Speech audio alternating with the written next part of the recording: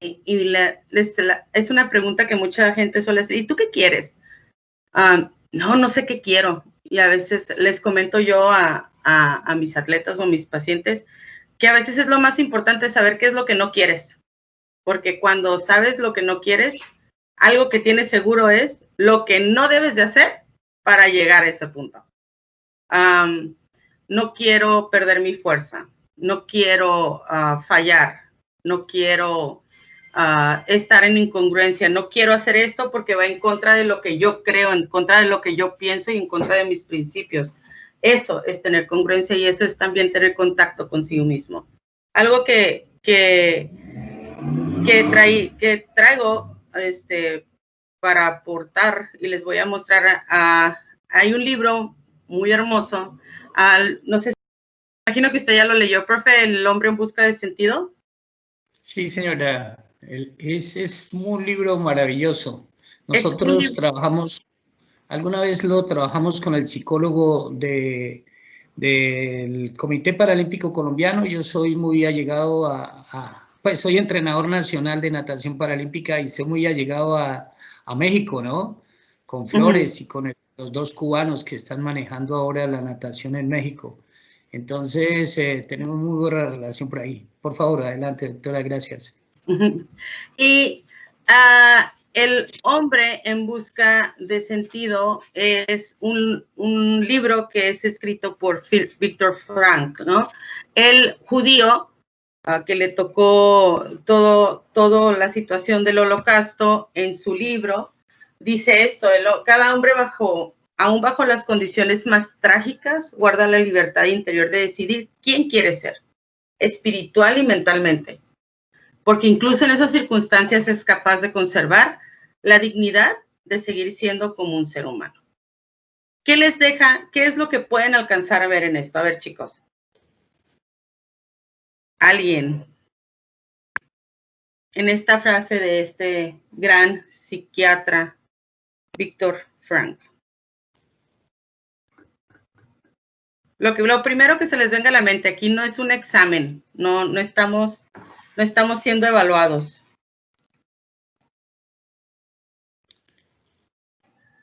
Vamos, chicos, atrévanse. Si no, nos toca ahí a ver María Paz.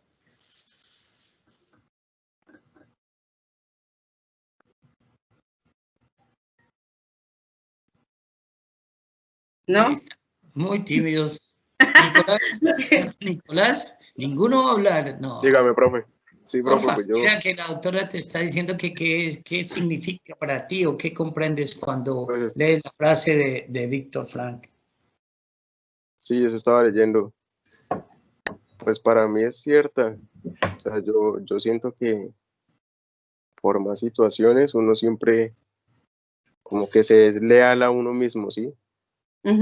Así sea como en las pocas circunstancias, uno como que guarda pues en sí, como su lealtad, su convicción, digámoslo así. Y pues ya, y estoy de acuerdo con lo que usted dijo al principio. Uno, para mí, siempre lo he pensado así. Es más importante saber lo que uno no quiere. Así es más fácil, pues, el camino, digámoslo así. Hay una, y ligado a esto viene mucho, ¿cuáles son nuestros pensamientos? Eso tiene que ver mucho con la parte espiritual y ya con nosotros, ¿no? Está un nadador paralímpico, y aquí su maestro me va a apoyar, es Enhamed, ¿es correcto el nombre? Profe, es español. Sí. Campeón mundial. Español, campeón mundial. Él tiene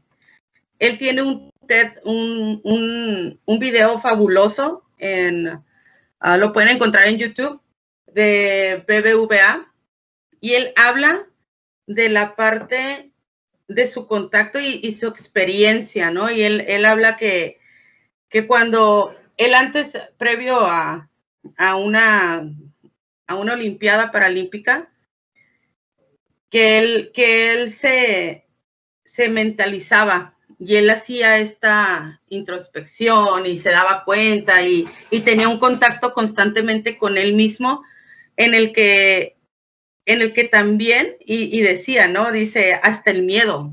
Dice, yo trabajé hasta con el miedo, le dice, pero les voy a decir algo, dice, nadie sabe lo que es sentir el miedo en una calle muy transitada y cuando no está funcionando el semáforo como tal, donde no está funcionando la alarma, la alerta para poder cruzar, ¿no? Y él habla de esta parte en el cómo la vida, cómo él comienza a perder esta visión. De hecho, él pierde la visión porque a su mamá se le advierte de que tiene una situación genética y que con cualquier situación que pueda pasar, cualquier golpe, cualquier accidente que el niño pudiera tener, iba a perder la visión y fue así, jugando, perdió su visión, se golpea su cabeza y pierde la visión y él habla el cómo perder la vista le cambió su vida para bien. Por un glaucoma ocular. Exactamente. Y dense cuenta, o sea, quienes en la vida, y esto es más común en las personas con discapacidad que en realidad pueden transformar esa visión, ¿sí o no, maestro? Transforman desde la manera espiritual y lo ven y dicen, o sea, gracias a esto me di cuenta de esta parte, me di cuenta. Sí, adelante, profe. De hecho, aquí tenemos un nadador mundial, un campeón mundial que pronto tú lo conoces, Moisés Fuentes. Y él dice, y es un hombre exitoso. Entonces, él cuando hace una entrevista o da una entrevista, él dice que gracias a precisamente lo que le pasó, pudo descubrir en él el hombre que es hoy. Y fíjense en esa parte, ¿por qué? Porque y no necesitamos que nos pase algo para poder descubrir quién somos. No hace falta vivir una experiencia traumática o o que pasemos por algo para darnos cuenta de quiénes somos. ¿O ustedes piensan que en realidad necesitamos vivir una mala experiencia para saber quiénes somos? Nada más es un sí. Nada más es un no. Opine, Oscar, a ver. Este tipo tiene buenos pensamientos, lo que está asustado. Profe. Dale, hijo, dale. Profe, yo. Dale, Daniel, por favor. Pues, profe, yo pienso que, o sea, generalmente sí tiene que pasar algo malo para que uno se dé cuenta de las cosas, porque pues como uno lo tiene todo, digamos, como que no valora nada, ¿sí? Uno tiene salud, uno tiene, no sé, casa, familia y no, pues no tiende como a valorar las cosas que le ha dado la vida, sí, pero eso no es como tan inconforme. Y pues en cambio cuando pasa algo ahí es como cuando uno realmente se da cuenta de lo que tiene y de lo que valen las cosas, de lo que realmente importa. Muchísimas gracias y excelente aportación, muy buena aportación. Y es cierto, ahorita el ser humano en estas situaciones de educación a distancia, en el que el mundo se detuvo. Esta es una experiencia que estamos viviendo todos. El mundo se detuvo. ¿Y qué pasa? Gente que está acostumbrada a desconectarse por completo de la vida y trabajo, casa, familia, hijos, o mamá, o papá, escuela. Hay mucha gente que trabaja, que estudia, que tiene hijos. Hay gente que trabaja o estudia o tiene 2 trabajos y también estudia. Y de repente el mundo se nos detiene. El mundo paró. Y paró nuestras vidas y cambiaron nuestras vidas en donde comenzamos a trabajar en casa. Yo estoy trabajando de casa, en donde volvemos a retomar la convivencia familiar en muchos de los... Y díganme ustedes, ¿cuántos de ustedes en realidad habían tenido de nuevo la oportunidad de volver a adaptarse y convivir como estaban ahorita, como estamos ahorita? ¿A quiénes de ustedes les llegó a costar un poquito? ¿Quiénes de ustedes vivieron este proceso, porque al final es un cambio, es algo que nos hace darnos cuenta de lo que no mirábamos afuera. ¿Cuántos árboles mirabas antes de llegar al colegio o a la escuela?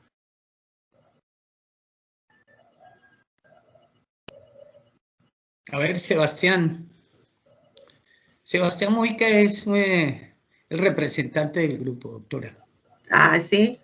Hola, Sebastián. Buenos días. Les cuento que aquí son las 6 de la mañana, horario de Tijuana. Tijuana, aquí son las 8:30, doctora. Wow, quisiera estar allá entonces. La hicimos madrugar. No, sí, no, doctor, en este orden de ideas, muchos de ellos y nosotros mismos tuvimos la oportunidad de conocer más a fondo a nuestras familias, a nuestros hijos, exacto, a nuestra esposa, a nuestras mascotas, a cosas que no nos habíamos dado siquiera cuenta que existían en la casa. Entonces, lo que tú dices es realmente cierto, ¿no? Que cada situación le deja a uno un aprendizaje para la vida. Emerson. Buenos días para la profe, buenos días a todos. Qué grato tenerlos acá. Bueno, sí, lo que decía tiene mucha razón. La verdad, hay un pro y un contra, ¿no? Porque pues esto se prestó para cosas positivas a la vez. Por lo menos en mi caso, pues pude buscar cosas que yo no hacía desde hace mucho tiempo. Y de igual forma rescatarlas, ¿no? Actividades que yo hacía, y en otro aspecto pues ya lo familiar, ¿sí? Como decía la profe, retomar a la convivencia como antes de la distancia donde estábamos y volvernos a integrar en familia. La verdad tampoco fue un proceso fácil, pero la verdad y con el tiempo hemos podido cambiar esas cositas y conocernos más sobre todo y poder compartir mucho más momentos en familia. La verdad que para esto se prestó la situación, fuera de lo malo. Exacto, y ese es el punto, Emerson, el cómo tú vivas tu lado espiritual tiene que ver mucho el cómo percibas la situación, ¿no? Yo siempre los atletas, cuando están en un momento, en una competencia, y les digo, si llega un momento y necesitas a alguien y yo no estoy ahí, no está tu entrenador, acércate con la persona que te va a dar algo positivo. ¿Qué es lo que pasa? Muchas veces vamos y, oye, ¿sabes qué? Es que me está pasando esto, me siento de esta manera. Y la persona con la que te estás desahogando lo toma en otro sentido, ¿no? Y empieza, no, pues, ¿sabes qué? Qué feo que sientas así, la verdad. Híjole, yo creo que te va a ir mal. La verdad, a mí una vez me pasó esto y les voy a compartir una situación que fue muy, muy real, ¿no? Estaba trabajando con un atleta que apenas estaba despejando en el deporte de tiro con arco y le tocó irse a México. Entonces, algo que comentamos los atletas y yo cuando están en un proceso y en ese proceso pues van 10, 12 y de esos 12 después son 8 y de esos 8 después quedan los 4 finalistas que van depurando la lista porque se hacen controles. Entonces, le decimos los juegos del hambre, ¿no? Porque es cuando todo vale. Entonces, este chico en ese entonces tenía 16, 17 años, estaba muy joven, era de los más chicos, de los arqueros más chicos que iba al proceso. Y durante ese proceso le dice uno de los mayores, le dice, no, vente, yo te voy a ayudar, hay que ser equipo, tú y yo vamos a hacer, mira, tú me cuidas y yo te cuido. No les voy a hacer la historia muy larga, ¿no? El chico, 16, 17 años, empieza a extrañar a su familia. Resulta que el irse a concentración a México eran primero 2 meses, después de esos 2 meses fueron 6 meses, y ya llevaba 8 meses lejos de su familia, y pues no podía regresar porque estaban para el proceso de Río, estaban para ver quién iba a ser el equipo final. Entonces, este chico, buscando este apoyo, cuando habían quedado en que se iban a apoyar y todo, le comenta a esta persona y pues ya se podrán imaginar qué le dijo, ¿no? Le dice, híjole, no, mira, la verdad, yo ya tengo tantos años aquí en el deporte y yo te voy a decir algo, vete, aprovecha tu familia. O sea, era un chico que siempre había estado muy bien en todos los controles. En todos sus controles había estado muy bien, estaba dentro de los lugares para quedarse en el equipo. Entonces, ¿qué pasó? Pues cuando esta persona le reafirma, no, pues vete, mira, es mejor, aprovecha tu familia, te lo digo por experiencia, vas a sufrir mucho, esto nada más es el inicio. Al chico le va fatal en los últimos 2 controles y pues es eliminado. ¿Quién me puede decir ahí qué pasó? Uniendo esta parte del pensamiento con lo que siento, con lo que estoy viviendo, ¿a quién se encomendó? ¿Qué pasó al tener esa conversación? Hablando de los pensamientos tanto positivos y negativos que influyen mucho en nuestro lado espiritual. ¿Qué perciben? De pronto, ¿Qué escucharon? De pronto el chico que perdió los 2 controles, se dejó de pronto no asesorar mal, porque no fue una mal asesoría, pero de pronto su cerebro, su interpretación de este consejo que le estaban dando, como que no la supo aplicar.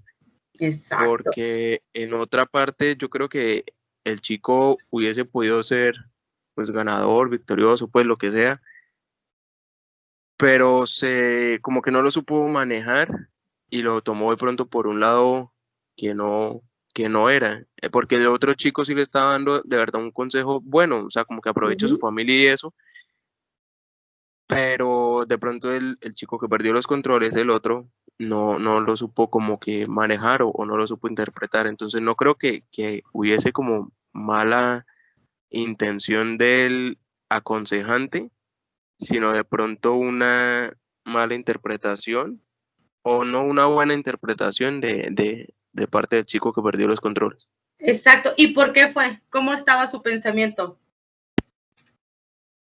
Confuso, ¿no? Ajá, y estaba más dentro de lo negativo, dentro de todo lo que estaba perdiendo. Entonces, cuando una mente está en todo lo que estoy perdiendo y llega alguien y le da un consejo así, ¿en dónde está él? En donde estoy perdiendo. Entonces lo lleva a donde estoy perdiendo. No lo lleva la dirección es lo negativo.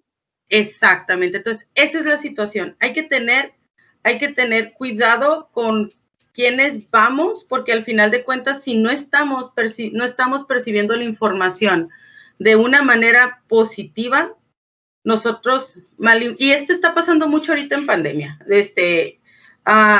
un mensaje de texto se malinterpreta. No sé si a ustedes les ha pasado.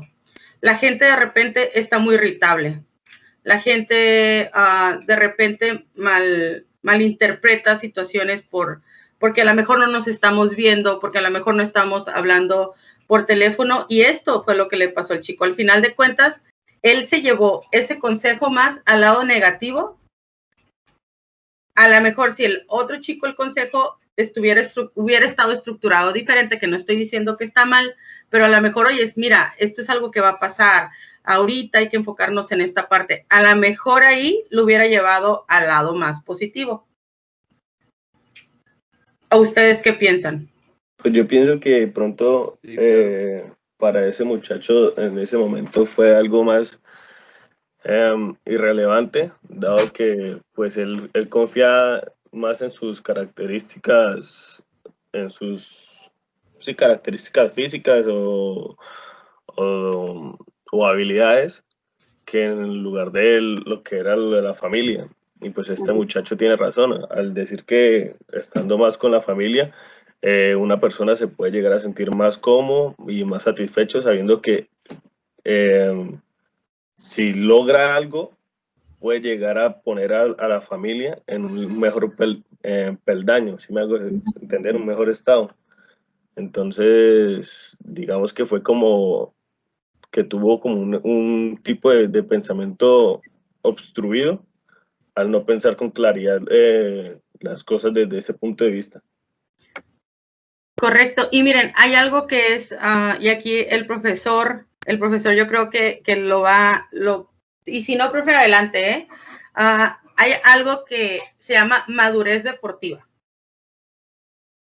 Hay algo que se llama madurez deportiva. Ellos saben que hay madurez cronológica, biológica, hay madurez deportiva y madurez sexual, madurez cronológica. Entonces, tranquila que ellos lo conocen.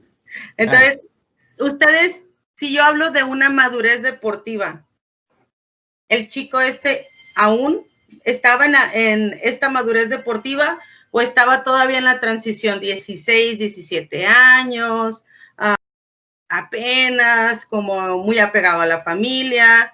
¿Qué pueden pensar en eso? Pues yo pienso que lo veía como de una manera muy superficial, o sea, que está todavía en su momento de transición. Exacto. Porque al no darse cuenta de la oportunidad que realmente se le estaba como llegando a su vida, y que dada que si podía clasificar o podía lograrlo, podía mejorar tanto su estado, ¿cómo decirlo? Pues tanto personal como en conjunto con su familia, pues digamos que todavía está en transición porque es una decisión muy inmadura. Y claro que es una transición, y es un atleta que son de esos de los que son pocos. Era este atleta, cuando entra este proceso, estuvo un tiempo en el que tuvo que retirarse 1 mes y medio porque tenía que cumplir con la culminación de sus estudios para poderse ir a México y ya tener ese pendiente. Como es nacido en Estados Unidos, entonces se retiró 1 mes y medio y regresa, y en el primer control, después de haber regresado 2 semanas de nuevo al deporte, fue el... Entonces era en realidad un atleta que es muy nato, y de hecho me ha tocado verlo en competencias que llega y es muy bueno, muy, muy, muy bueno. Después de eso ya no fue tan constante en el deporte. Después de eso sí bajó un poco porque vino la parte del arrepentimiento, esta parte en la que comentaba su compañero, ¿no? Que cuando ya lo dejamos pasar, cuando ya no lo tenemos, ya decimos, y hubiera, ¿no? Porque, híjole, mejor me hubiera aguantado un poquito, y no, tomé una mala decisión. Y esa es la parte en la que de repente, y el ser humano aprendemos por ensayo y error. Yo no conozco a alguien en esta vida hasta ahorita que no aprenda por ensayo y error. No conozco a alguien que en realidad diga, híjole, y a veces lo escuchamos, ¿no? Híjole, no vaya a hacer eso, joven, mire, porque puede pasar esto. Y toman la decisión y lo hacen, ¿no? O en terapia, que están en un proceso y luego ya después llegan, híjole, es que decidí mejor hacer esto y me arrepiento. Pues no te arrepientas, porque algo sacaste de esto. Entonces, es poder transformar cualquier situación que nos pasa a algo positivo, como el nadador, como que él decía, ¿no? O sea, de algo grandísimo que cambió mi vida, pude ser quien soy ahorita. Mis papás nunca me dieron las cosas, siempre me hicieron luchar, nunca sintieron pena por mí. Y eso es algo que el atleta paralímpico es muy luchón. Nosotros le decimos aquí, es muy entrón. Claro que también se trabaja el proceso psicológico y mental, ¿verdad, maestro? Pero al final de cuentas son muy entrones, es gente que lucha constante. Porque lo que más... Adelante, profe. Sí, eso es cierto, ¿no? La tenacidad con que ellos enfrentan la vida, dándose cuenta que los únicos responsables de sus éxitos y sus fracasos, pues son ellos mismos, ¿no? No es ni su familia, ni el Estado, es el atleta en sí cuando toma conciencia, y de eso se trata, ¿no? Que hay que tomar conciencia de su momento aquí y ahora, porque no hay otro, es aquí o ahora, no hay más. ¿sí? Y no es el papá, ni es el Estado, ni es el entrenador, ni el psicólogo, no. Es cada uno de nosotros. Y ellos lo saben. Cuando un atleta toma conciencia de que su papel es aquí y ahora, el atleta triunfa. Sigue, profe, gracias. Sí, ¿y cuántos de nosotros no vivimos nuestro aquí y nuestro ahora? Vivimos en el mañana, vivimos en el año, en los 2 años, a los 5 años que quiero lograr. Y dejamos... ¿Sí? O sea, yo pienso que lo que dice el profe William David es muy cierto. O sea, hoy nosotros no estamos muy conectados con lo que, o sea, a veces perdemos oportunidades y no nos damos cuenta de la magnitud, de la grandeza de la oportunidad solo por cosas irrelevantes, ¿sí? Digamos que por falta de madurez o por tomar malas decisiones.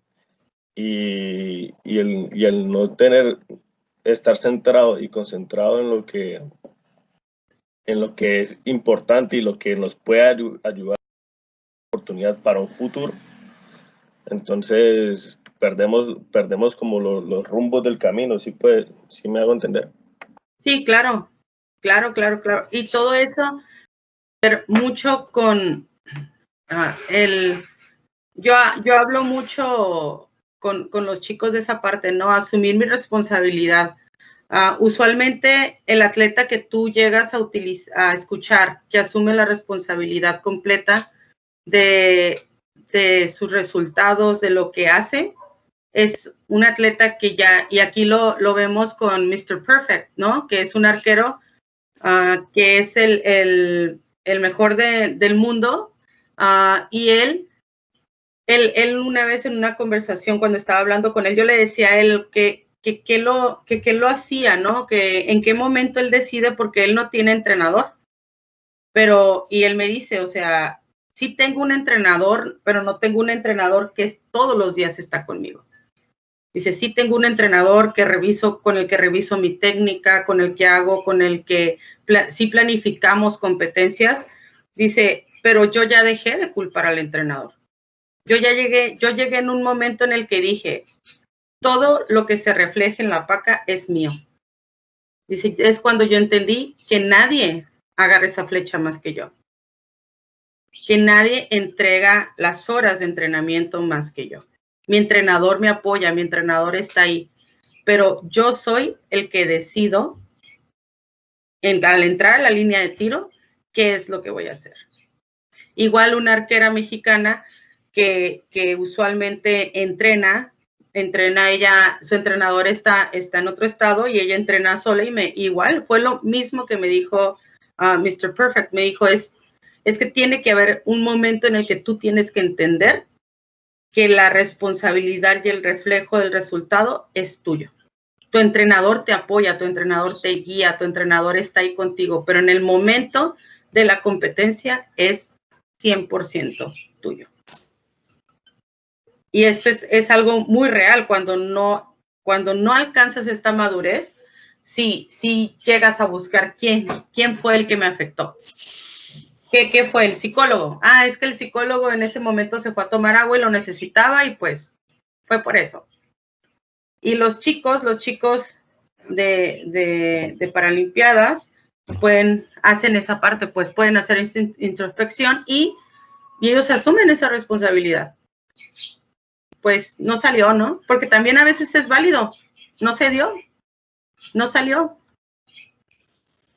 Pero vivir tu aquí, tu ahora, asumir responsabilidad, el que disfrutes lo que tienes en este momento, háganlo, pónganlo en práctica. El que puedas organizar tus tiempos, como decía tu compañero, para poder hacer algo que habías dejado de hacer, el volver a tener convivencia familiar, el estar disfrutando lo que nos está dejando esta pandemia en lugar de enfocarnos a todo lo que nos está quitando, creo que sería lo mejor, ¿no?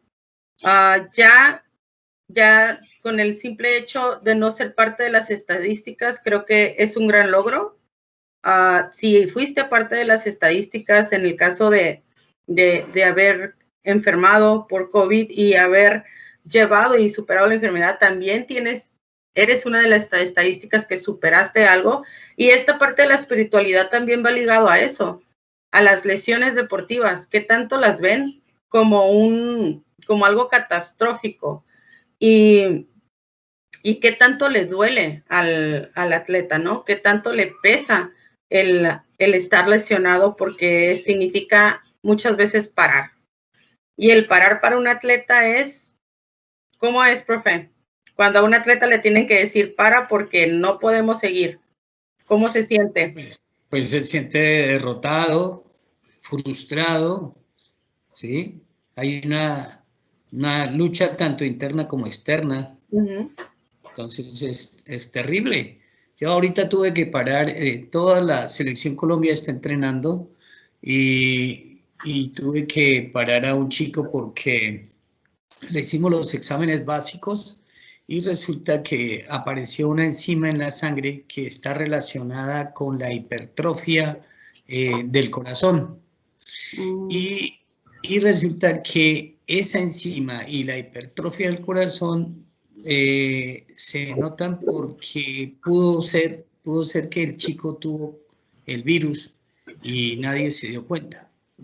Entonces nos tocó someterlo a una cantidad de exámenes para mirar si el problema era un problema cardíaco, si el problema había sido por el virus o si la hipertrofia que tenía el corazón era producto de su entrenamiento deportivo. Entonces, pues todo el mundo concentrado, todo el mundo trabajando y él de clínica en clínica haciendo los exámenes, pues eso la moral se va al piso. ¿Por qué? Porque es un atleta que va para Tokio.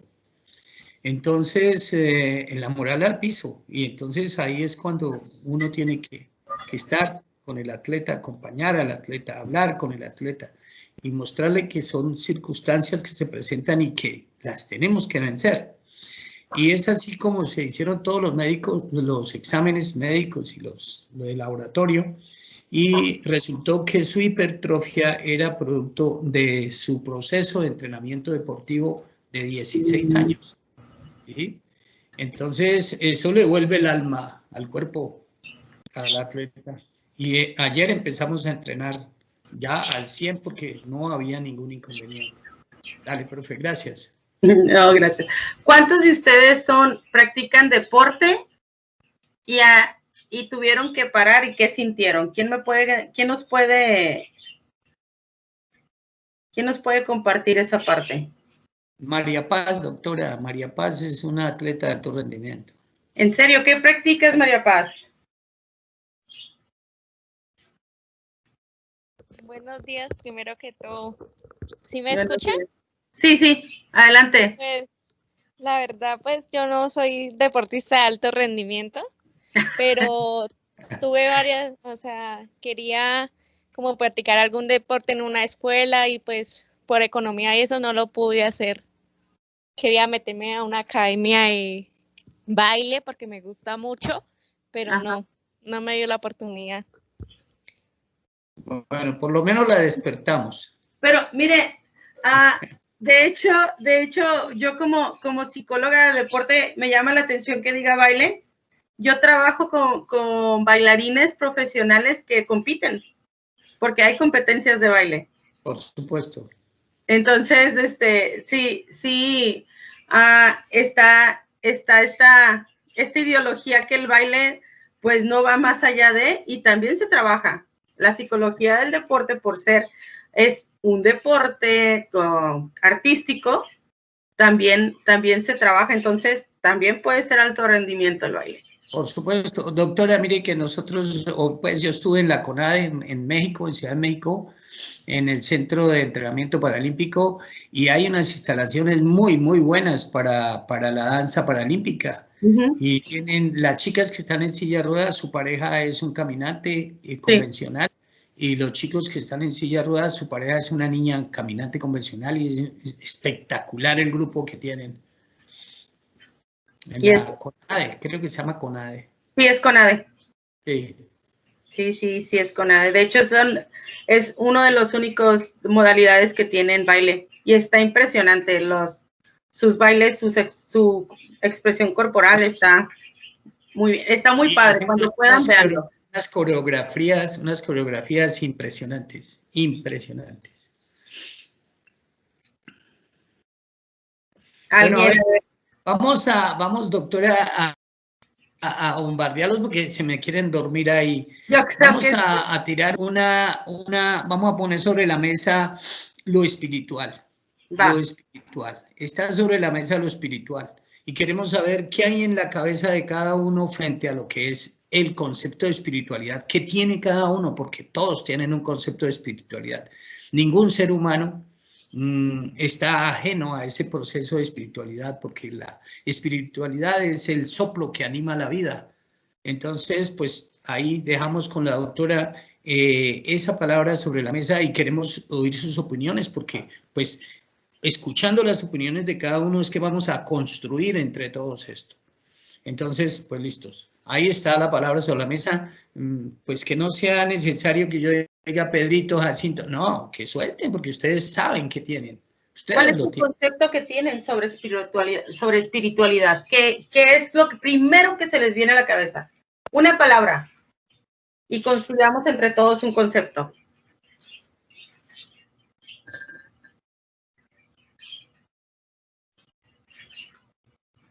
Yo puedo poner una.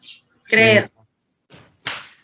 Yo pienso que es algo intangible que es complementario del ser humano. Buena, Emerson. Muy bien. ¿Quién más? Muy bien. Valentina. Valentina es una niña, doctora, que vive en la parte rural. Es una niña que ayuda muchísimo a la familia. El papá es un docente también. A ver, Valentina, porfa. Profe, eso es más, la espiritualidad viene como por energías. Valentina, te presento a la doctora. Hola. Hola. Listo, sigue. Pues para mí la espiritualidad es más como una forma de energía, si usted, por acciones, ¿sí? Si usted es limpio, con una energía limpia, su espiritualidad es sana, pues para mí es más por el lado de energías, profe. Gracias, Valentina. Yuri. Señor, hola, profe, hola. Te presento a la doctora. Hola, doctora. Pues para mí, pues hay diferentes significados de espiritualidad, depende como nosotros la tomemos, ¿no? Pues para mí la espiritualidad da un significado como a la forma que se ve el mundo y depende de cómo se ve en el mundo, se da un sentido en lugar de nosotros. Cada uno tiene diferentes estilos de fe o de creencias.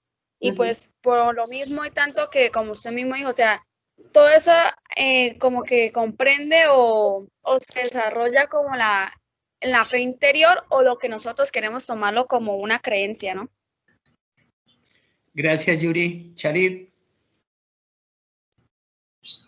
Charit, doctora, es una jugadora de futsal. ¿Sí es futsal, Charit? Sí, profe. Bueno, Charit, te presento a la doctora Eva. Hola, mucho gusto. Hola, profe Eva. Bueno, pues de la espiritualidad, pues lo que yo pienso es como una disposición moral, ¿no?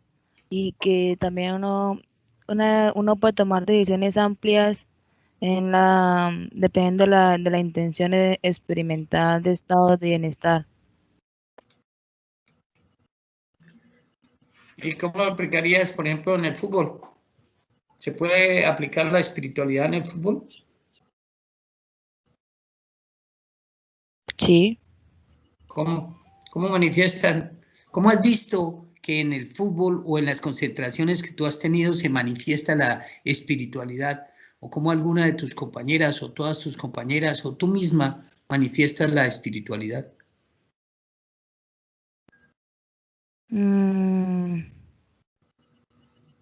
Pues en las concentraciones, es que no sé cómo decirlo, pero... A ver, ¿qué es lo que hacen? Ahí es donde se refleja un poquito la espiritualidad. Por ejemplo, en el equipo, ¿De qué manera se contagian? ¿De qué manera se llevan previo a un torneo o previo a una competencia que es muy importante para ustedes? ¿Cómo se refleja ahí? ¿Cómo hacen que ese ánimo, que ese estado sea más positivo que negativo? Pues así nosotros, pero las compañeras, así como para sentirnos no tan... ¿Sí me escuchan? Casi no. Ahí. Sí. Dale. Te escuchamos bajito, pero te escuchamos. Dale. Por ejemplo. Ahora sí. Por ejemplo, como para estar como con ánimo, así emocionadas, en sí antes de un partido, nosotros, por ejemplo, nuestras compañeras, siempre como nos ponemos, reunimos, hablamos, conversamos, o siempre, a más que todo a nosotros nos emociona, es como la música. Comenzamos como a bailar, a cantar, y así es como que más interactuamos entre nosotras. Es una manera en la cual nos concentramos más y pues estamos como más relajantes de un partido o cosas así. Gracias, Charit. Quiero tocarles un tema para que también les pueda servir a ustedes como herramienta para poder expresar las cosas. Generalmente la espiritualidad ha sido manejada a través de los tiempos. La espiritualidad ha sido manejada por la iglesia, por las religiones. Las religiones son las que en la sociedad se han encargado de manejar, de darle uso, de transmitir, de educar en cuanto a la espiritualidad. Entonces, desde ese punto de vista, no debían ser las únicas, es una de las instituciones que debería tocar la espiritualidad. La otra institución que ha tocado la espiritualidad ha sido la familia. Entonces, desde ese punto de vista, alguien se atreve a decir, sí, recurren a algún tipo de creencia en sus concentraciones o ustedes en su casa, en su vida cotidiana.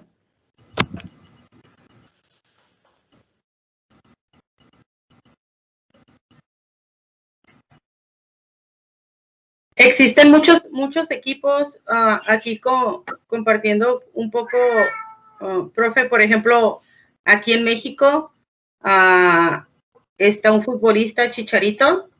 Sí. Y él antes de un partido en la cancha se sienta y hace una oración. Me ha tocado muchos equipos que previo al inicio de una competencia o de un torneo, se hace un círculo en donde el entrenador se hace una charla motivacional, donde nos enfocamos a qué es lo que se va a trabajar, donde hace un aporto yo, y después ese círculo se une un poquito más y el entrenador o el capitán del equipo le dedica unas palabras o una oración o se encomiendan a un ser espiritual, digámosle Dios de manera general, o tú le pones el contexto que le quieras poner a esa situación. Entonces, mucha gente que conozco antes de batear, aquí es muy popular el béisbol, se persina. Hay gente que si encesta una canasta es voltear al cielo, todo eso también tiene que ver con la espiritualidad y para mí sí está muy ligada al deporte. Para mí. Doctora, yo estuve en otra oportunidad también en Ciudad de México, en la Plaza Garibaldi. Sí. Y vi, por ejemplo, lo que vi fue artistas, muchos artistas. Pero también entré ahí a la Basílica y vi que la mayoría de esos artistas entraban a hacer la parte, el ritual espiritual, ¿no? De cómo les iba a ir, de ofrecerle o pedirle a ese ser superior que los acompañara en esa faena que iban a empezar frente al público. Es como una plataforma, no estuve mucho tiempo ahí, pero parece ser que esa plaza es una plataforma turística impresionante para los artistas. ¿Tú tienes alguna anécdota por ahí? No, yo lo que sí le podría compartir es de parte personal, sí. esa parte de la encomienda, ¿no? Sí. Nace una sobrina lejana. Cuando nace, se le da un diagnóstico de Down. Nace con síndrome de Down y nace con todas las alteraciones físicas. Desde no tenía ano, desde su problema cardíaco, desde su situación respiratoria. Y esta sobrina lejana, cuando le dicen a mi prima, le comentan que pues que deje ir a la niña, le dicen que ya, que es el momento, que cierre, ¿no? No tiene nada que ver con lo deportivo y voltea, y ella me dice, no, o sea, y ahorita lo platica riéndose, dice, yo volteé y yo le dije a Dios, yo no te la voy a dar, a mí me vas a dejar a mi hija. Y cuando mi hija cumpla tantos años, voy a ir a la basílica, en DF está la Basílica de Guadalupe, como usted sabe, y es una basílica, es una iglesia que es muy concurrida y la gente suele prometer o suele decir que sí, en realidad ayudan a hacer este milagro, porque son situaciones en las que la verdad se necesita ese milagro. Entonces, ella dijo, si tú me haces el milagro, yo te voy a llevar a mi hija a la basílica con la Virgen. Yo la voy a llevar cuando cumpla años. Cuando ella comparte eso, su familia se une y la familia dice, sí, cuando la niña cumple el año, nos vamos a ir a la basílica. Paulina supera, sale del hospital, a los años la operan, a los años sale de todas sus cirugías, se le cierra su malformación que tenía en el corazón y toda la familia se va a la basílica. ¿Por qué? Porque su milagro fue algo que sí se hizo. Sí llegó el milagro a la familia y ahorita es una niña sana, es una niña con un carácter fuerte, y eso es lo que yo experiencia que yo les puedo demostrar sobre la espiritualidad. No de una manera directa, pero sí con alguien muy cercano a la familia. Sí, la espiritualidad, doctora, generalmente ha sido manejada por las religiones, ¿no? Generalmente. Es tan así que las religiones, todas las religiones, incluida la nuestra, y siendo una universidad católica, nosotros sabemos que toca cumplir unos parámetros en los cuales la religión católica tiene, por ejemplo, los 10 mandamientos, y esos 10 mandamientos lo encasillan a uno a unas normas de comportamiento que están siempre, pues, regidas por las diferentes religiones, y en este caso por la católica.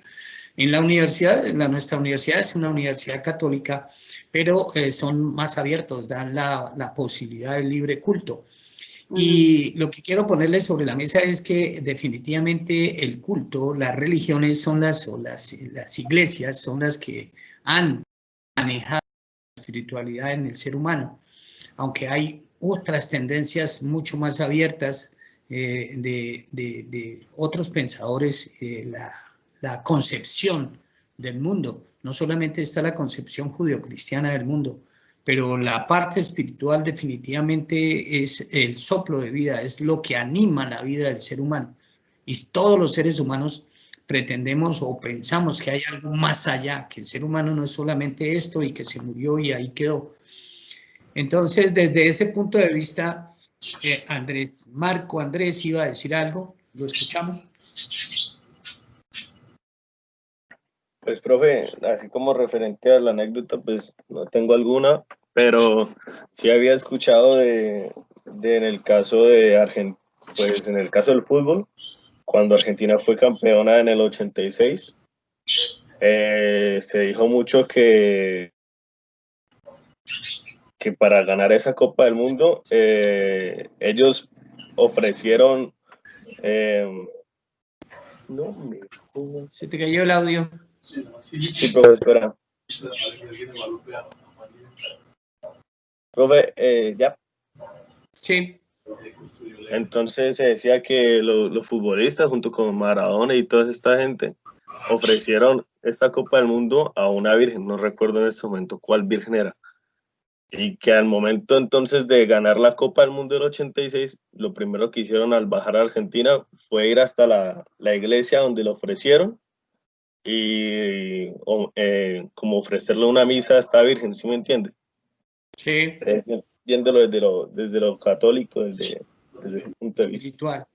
Espiritual. Yo he conocido futbolistas, los futbolistas tienen muchísimas cosas, los futbolistas se ponen cosas, manillitas, se ponen el escapulario. Ustedes, a ver, ¿quién usa algo? Yo tengo varios nadadores, por ejemplo, que cuando viajamos, la mamá les echa en la maleta una estampita de la Virgen, la cruz, a San Judas Tadeo. San Judas Tadeo. Ve uno cantidad de cosas que le echan las mamás a los chinos, y no chinos chiquitos, yo tengo nadadores de 20, 25, 26, hasta 28 años, que todavía tienen eso.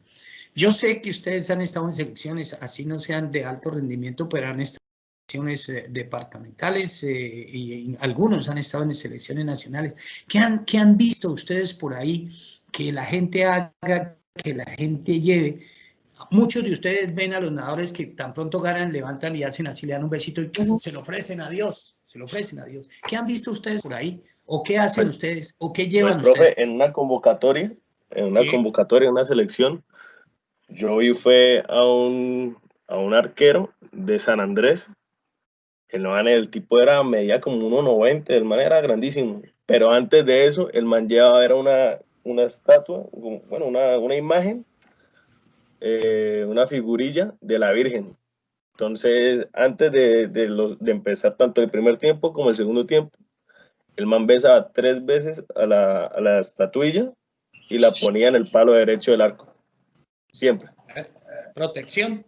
¿Sí? Eso es parte espiritual. Eso es uno de los factores de manifestación de la espiritualidad. ¿Quién más ha visto algo? ¿Quién más nos quiere compartir?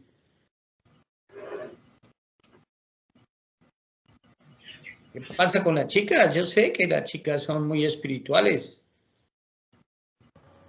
Yo, profe. Sebastián, por favor, gracias. Profe, pues, voy a contar pues un caso personal. Mi mamá pues sufrió de cáncer, hace poco salió de eso. Y viendo mucha gente, digamos, la transformación que tuvo en su evolución de la cura, sí, pues mientras se mejoraba, una enfermedad, nos dimos cuenta que una enfermedad es decir, la mitad es espiritual, la mitad es mental. Todo depende de la actitud y lo que uno sienta. Si uno tiene un espíritu fuerte, se recupera más rápido. Tal vez pues yo sé que no lo digan, digamos, científicamente, pero pues se sabe que si tiene un espíritu fuerte, que la persona se siente que va a salir, que va a estar bien, se recupera más fácil. O sea, pues en mi caso pues, he visto eso, que a veces muchas personas que digamos ya no tenían como, ya decían, las demás personas decían que ya no se iban a curar, y esas personas se opusieron y se propusieron en que sí querían hacerlo, se curaron. Entonces, pues pienso que la parte espiritual ahí es un factor importantísimo. Muy importante. Gracias. Profe, unido, me gustaría compartir aquí en México. Yo soy psicóloga clínica y me tocó hacer, nosotros le llamamos prácticas y servicio y residencia. Y mi tema de prácticas fue tanatología. Y yo trabajé en el departamento de oncología y comparto esto que comparte el alumno, y es completamente cierto. Me tocó ver a gente con un cáncer no tan agresivo rendirse y no ganar, porque la visión y la manera en que ellos lo procesaron fue: es cáncer, no lo voy a superar, es lo peor que me puede pasar. Y el estilo de vida y cómo vivieron su vida en el proceso de tratamiento, pues son personas que al final sí perdieron la batalla. Y me tocó ver a gente con cáncer muy agresivo, muy positivos, siempre encomendándose a Dios, encomendándose a lo que era su religión, y ellos decían, o sea, yo sé que Dios me mandó esta prueba, yo sé que San Judas me va a ayudar a salir de esto, yo sé que ahí tengo la fuerza, y la fuerza espiritual es algo muy importante para las personas que están pasando por procesos de salud muy difíciles, ¿no? Nada más quería completar, y estoy completamente de acuerdo con usted, con el alumno, porque a mí me tocó vivirlo con muchos pacientes oncológicos, y era como percibían, y la visión y la espiritualidad que tenían ante la enfermedad, lo que les ayudaba. Claro, también el tratamiento, no estoy diciendo que el tratamiento no es nada funcional, pero tiene que ver mucho la actitud, el cómo tú lo vienes, cómo lo procesas y cómo alimentas a tu cuerpo con esto que estás percibiendo. Sí, de hecho, eso va ligado con las emociones que habíamos visto, las emociones básicas del ser humano. Dependiendo de sus creencias, las personas van a manejar un tipo de espiritualidad u otro tipo de espiritualidad, pero todas están regidas básicamente por las creencias, y dentro de esas creencias está la parte espiritual del ser humano. Entonces, así como otros le dan todo el crédito a Dios, a algo que está externo, a algo que no está allá, hay otras tendencias que le dan el criterio de la espiritualidad a uno mismo y buscan a Dios dentro de sí mismo. Y en este momento es la tendencia más grande en el mundo, que Dios está dentro de uno, y que uno, al ser hijo, a imagen y semejanza de Dios, puede tener el mismo poder, como Jesucristo lo decía: todo aquel que tenga fe lo puede hacer. ¿Sí ven? Entonces es devolverle al hombre. En este momento se le está devolviendo al hombre, la tendencia del mundo es devolverle al hombre su potencialidad, su igualdad a Dios. Y eso es en la mente de cada persona, en la mente de cada persona. Oscar, ¿ibas a decir algo?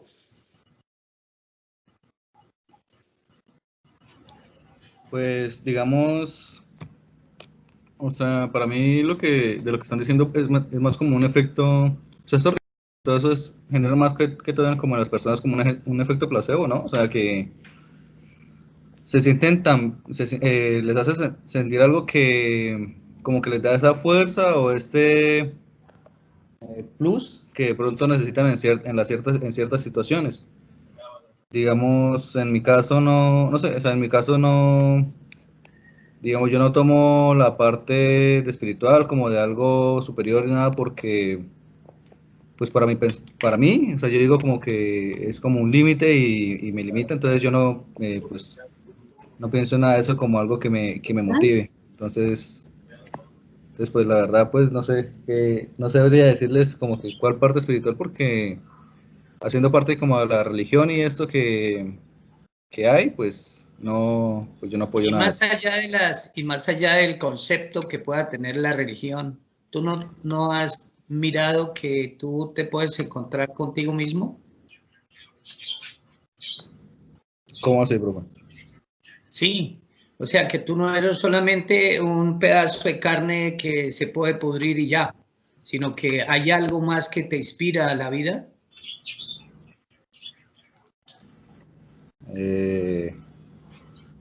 La verdad, no. O sea, ¿tú crees que solamente de pronto pasas no tanto por aquí, te mueres y ahí quedas?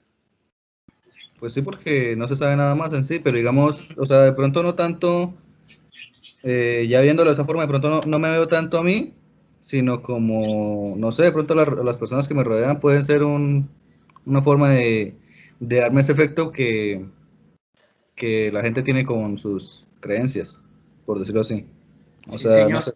no sabría cómo explicarlo, como yo creo en los que están a mi alrededor, entonces, o sea, como que en lo que ellos me aportan, entonces por eso ellos influyen en mí. Más o menos como esa sería la idea, si tomo lo que ustedes están diciendo con respecto a lo de la espiritualidad.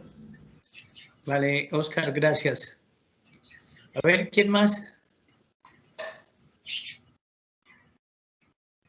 Naren, te queda un tipo pensador, cuente a ver.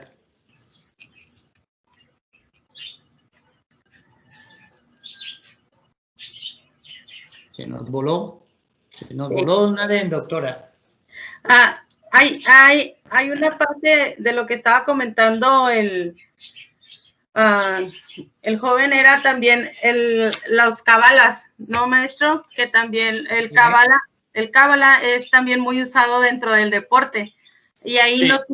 ahí sí, muchas de las situaciones no tienen que ver con lo espiritualidad, es con la rutina. Por ejemplo, Michael Jordan es muy reconocido que él usaba sus shorts de licra desde la universidad, porque para él representó algo muy importante el ser aceptado por una universidad.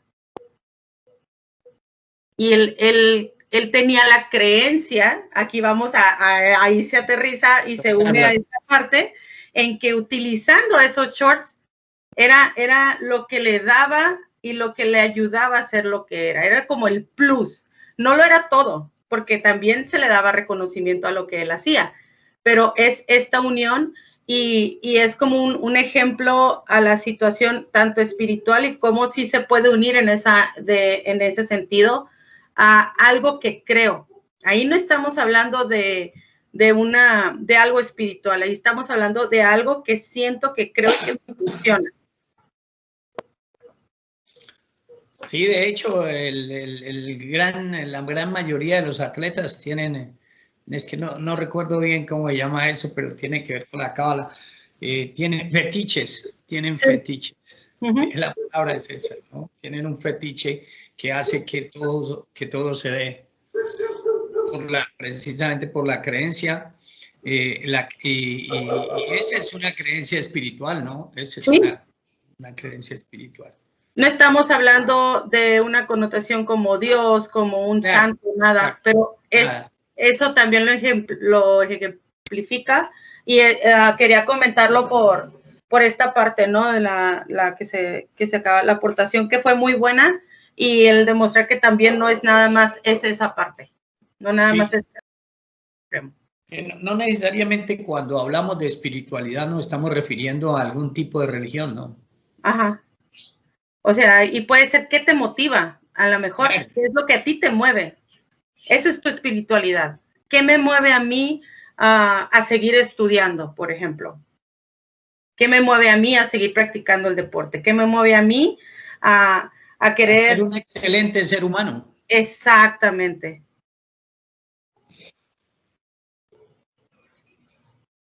A ver, estos chicos no hablan. Emerson, doctora, ese es bueno parlando, es dirigiendo. Hoy está como, tal vez no le dieron desayuno, no sé qué pasa con Emerson. Emerson, a ver.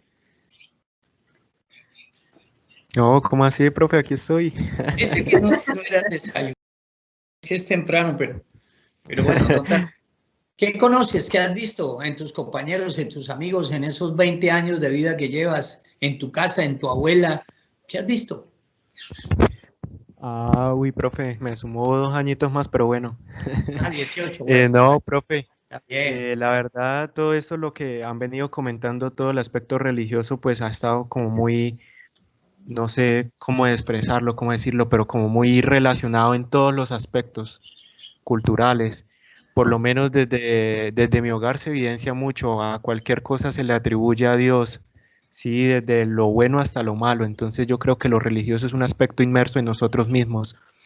En otras cosas, como lo mencionaban ya en el deporte, sí, yo creo que todo lo religioso es como un aspecto que le da como la confianza a uno mismo. En mi caso, atribuirle, por ejemplo, no sé, una jugada, un gol, cualquier cosa, X razón, un triunfo, uno lo atribuye a un Dios porque uno cree que Él fue el que le dio las fuerzas, en mi caso, las fuerzas para lograr ese objetivo o esa meta. Pero también uno antes de comenzar, uno le atribuye para pedirle a un Dios. Sí, en mi caso que soy católico, yo le atribuyo eso a Dios, que Él me dé las fuerzas. Entonces, como les digo, yo creo que es algo que está muy inmerso en nosotros mismos. Y bueno, sin tener en cuenta pues las personas que no viven tanto lo religioso o la espiritualidad. Y en tu cotidianidad, ¿qué has podido ver? ¿Qué has podido ver, por ejemplo, en los equipos que has estado o en los sitios donde has trabajado? Porque eso también se da en los sitios de trabajo, ¿no? En los sitios donde has trabajado, ¿has visto alguna manifestación de espiritualidad?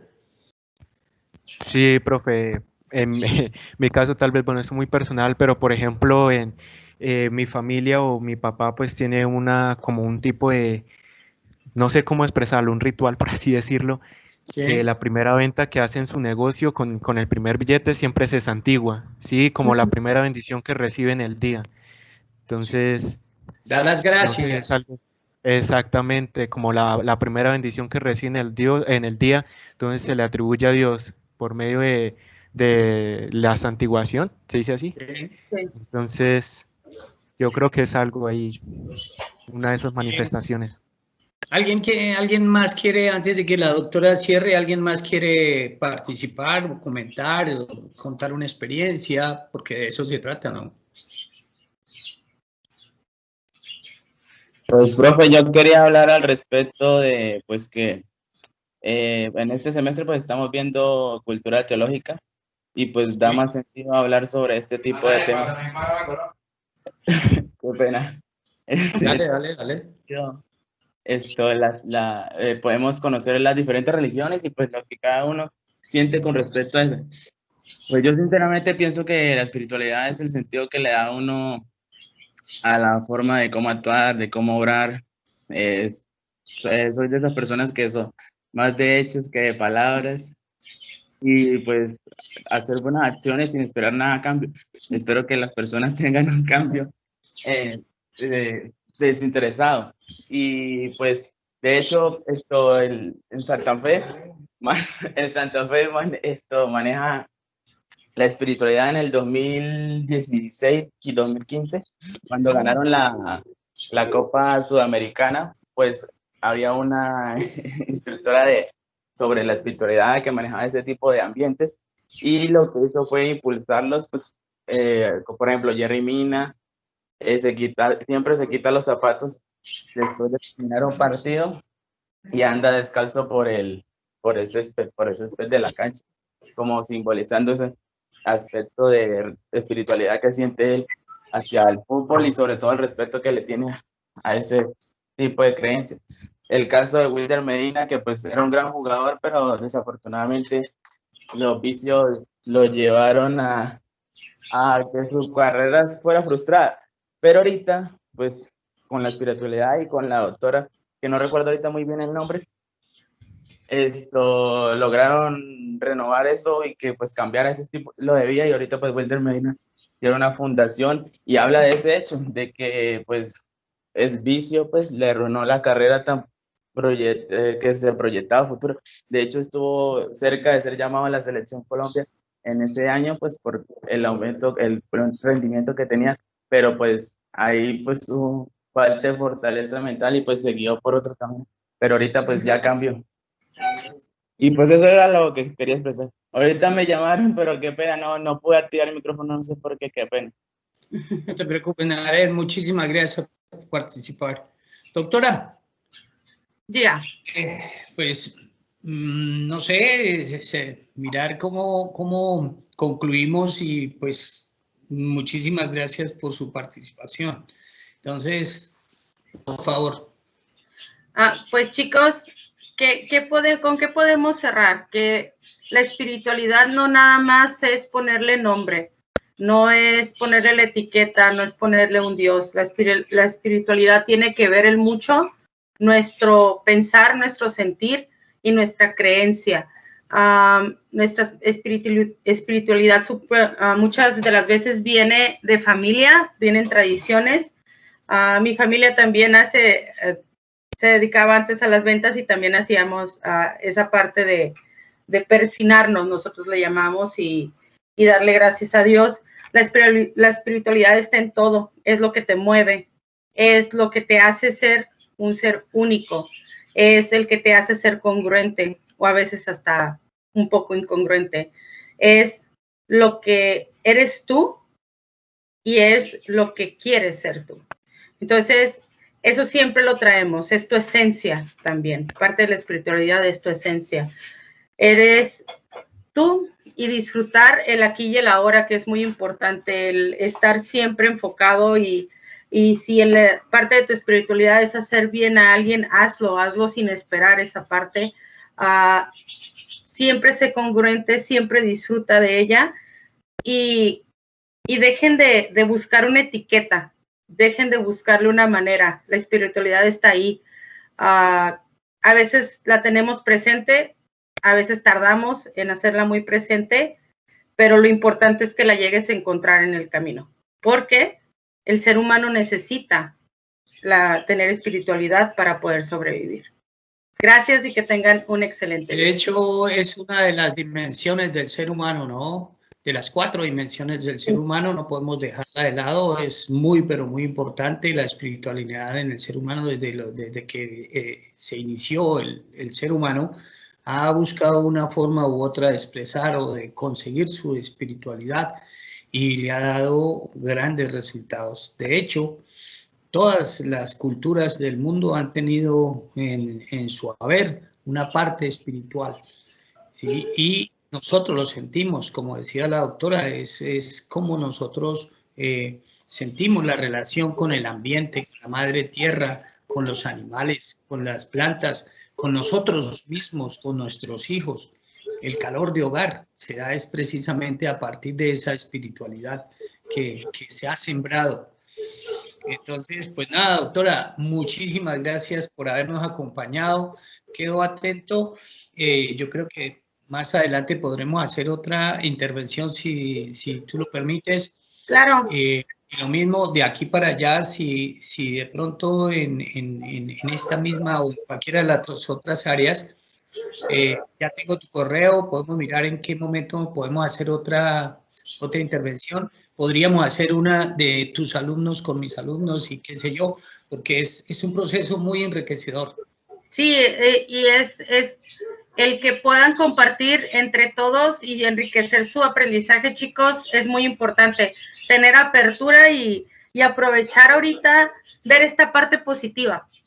¿Cuándo puedes tener tan fácil maestros de otras partes del mundo en que puedan participar en tu clase? ¿Cuándo se podía hacer eso? Era muy costoso. Era muy costoso porque es vuelo, porque es hospedaje, porque es alimentación, porque es todo. Y creo que esto es algo que ustedes lo están viviendo. Aprovéchenlo lo más que lo puedan aprovechar, porque gracias a que existe esta tecnología, gracias a todo esto, se está permitiendo que se hagan estos encuentros. Claro, maestro, lo que usted, más adelante poder coordinarnos y ya sea invitar a mis alumnos, se me haría muy enriquecedor y que compartan ellos sus experiencias. Vale, doctora, muchísimas gracias. Un abrazo. Yo sé que sí vamos a hacer otra. A los chicos también por su participación, muchísimas gracias. Doctora, un abrazo y luego hablamos por el chat. Gracias, igualmente. Nos vemos. Gracias. Un gusto, chicos. Chicos, que pasen buen día. Muchas gracias. Muchas gracias, profe. Hasta luego, profe. Muchísimas gracias.